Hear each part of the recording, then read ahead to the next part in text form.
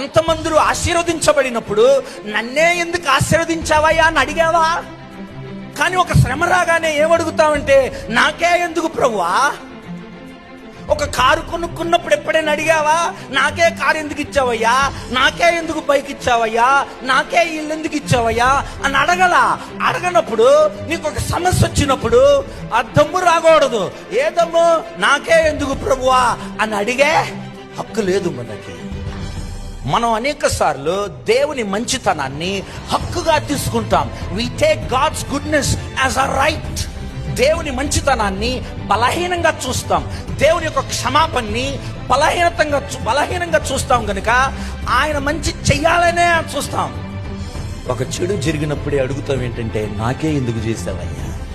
ఆ ప్రశ్న అడిగినప్పుడు గుర్తుపెట్టుకోవాలి, మనం ఏ మేలుకి కూడా మనము అర్హులం కాదు. మనకి నచ్చినట్టుగా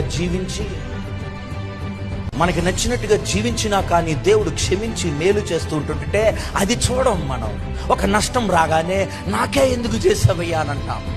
నాకే ఎందుకు ప్రభువా అని అడుగుతుంటున్నప్పుడు మనం మొట్టమొదటిగా జ్ఞాపకం చేసుకోవాల్సింది, మనము కీడు కాదు కదా, మేలు కూడా అనుభవించడానికి మనకి అర్హత లేదు.